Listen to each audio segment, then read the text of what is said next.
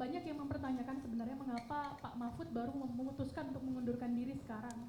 Kalau dikatakan untuk ingin fokus dalam proses kandidasi sebagai calon wakil presiden, mengapa momentumnya tidak dipilih ketika resmi diumumkan sebagai cawapres Mas Ganjar oleh Bu Mega pada Oktober 2023. Lalu kemudian Pak, kalau Pak Menko bisa refleksi ke belakang selama 4,5 tahun memimpin kementerian ini, apa pencapaian atau momen yang sangat berkesan bagi Pak Menko selama menjadi Menko Polhukam dari sipil yang pertama dan terlama yang pernah dimiliki oleh Indonesia?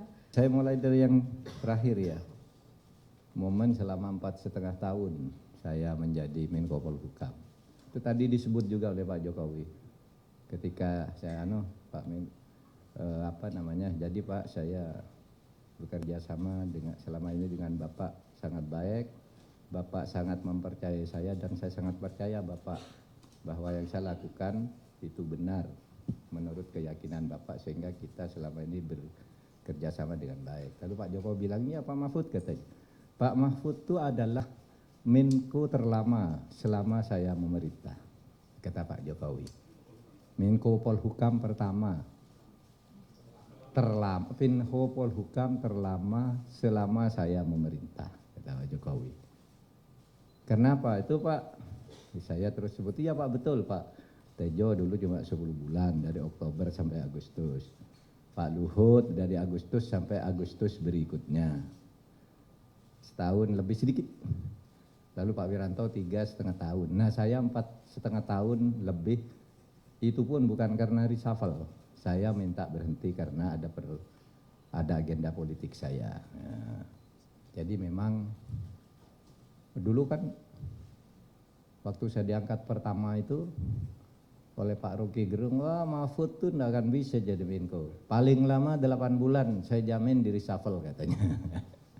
Kenapa? Karena Pak Mahfud tuh terlalu blak-blakan, itu rahasia istana akan terbuka semua.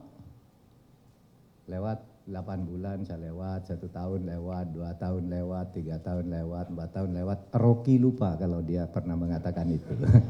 tapi jejak digitalnya masih ada. Nah, kemudian kenapa saya milih? Itu soal pilihan aja.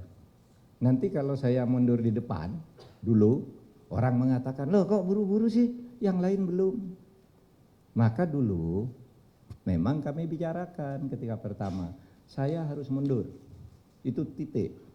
Kenapa? Kan tidak mungkin saya gens kebijakan atau gens calon yang didukung Pak Jokowi, lalu saya masih terus, kan tidak bagus. Gitu. Sehingga saya harus mundur. Cuma kapan mundurnya? Ada pada waktu itu kesimpulannya tunggu dulu, nunggu momentum. Kapan momentumnya? Yang tepat itu sesudah pemungutan suara. Karena sesudah itu pemerintah akan berlangsung. Dan saya merasa tidak layak kalau terus di situ. Gitu. Kalau sesudah pemungutan suara itu kan masih lama. Jadi ini soal pilihan yang kalau dulu mundur dulu bisa ada orang kecewa, kan aturannya boleh, uang yang lain boleh. Kalau mundur sekarang bisa ada yang mempersoalkan, kok baru sekarang?